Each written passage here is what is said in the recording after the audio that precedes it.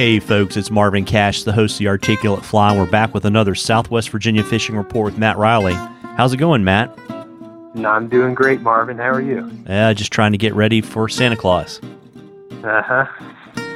Well, listen, I imagine you've probably getting a fair amount of rain and nasty weather in your neck of the woods. What's the fishing look like? The fishing is kind of coming back online. We had, it just depends on where the rain falls. We had a pretty good bump in the mountain streams that I fish a lot and the New River over the weekend. And it's come down now to, where they're both still, kind of on the high side of full, but totally fishable. And it's only going to get better from, flow-wise from here throughout the next week or so, because we're not forecasted to get too much rain through Christmas. It has been raining here pretty consistently all day, but it hasn't bumped flows or anything yet, so I don't expect that to be an issue. We are tonight's supposed to get down into the 20s, and it's supposed to, the lows are going to be in the 20s and low 30s for the next week or so. So it's going to be cold, but, I have a feeling the fishing is going to be just as good as it was before the weekend. Got it. And so what are you seeing on the trout front? Trout fishing's been good.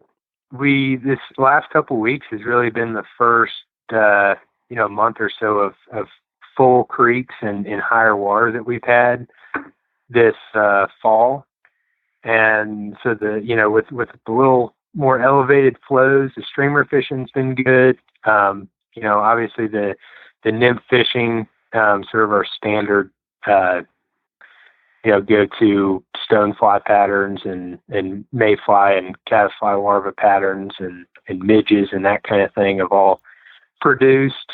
And, the trout fishing, a lot of people don't, I don't know if people just don't think about it or, don't want to brave the cold or what, but if you can stand to be outside and standing in a creek, now through, the sort of the spring season, the spring trout season, April, May, that's to me some of the best fishing of the whole year. I really like winter trout fishing because rarely do you ever see anybody out there, and because of that, the fish get kind of dumb. They're not seeing flies every day, all day, and so you kind of have them to yourself for a few months.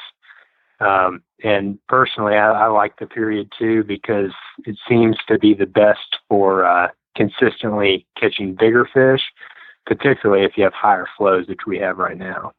Got it. And I assume you're doing that with the streamer bite. With higher flows, targeting bigger fish for sure. Yeah.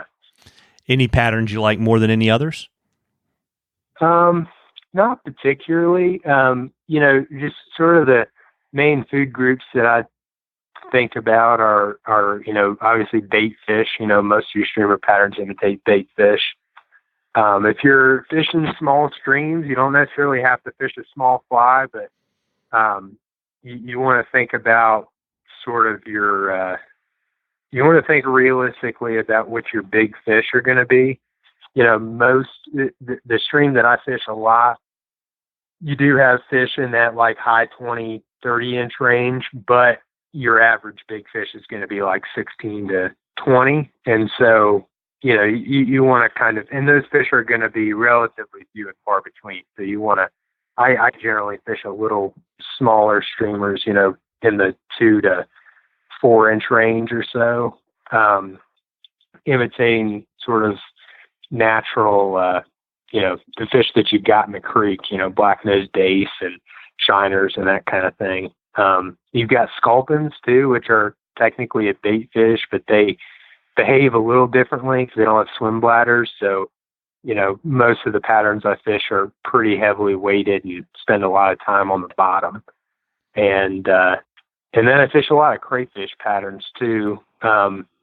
Throughout the winter, they do well, but definitely sort of in that February, March period, they seem to do really well as well because, when the water temp comes out of winter and hits that 50-degree mark and, the days start getting longer and you start getting some real warm days, your bug activity starts to pick up, the crayfish kind of become more active and the fish become more active. So, and a big fish knows what a crayfish looks like for sure. So those are kind of the three main food groups that I think about when I'm streamer fishing on these smaller streams.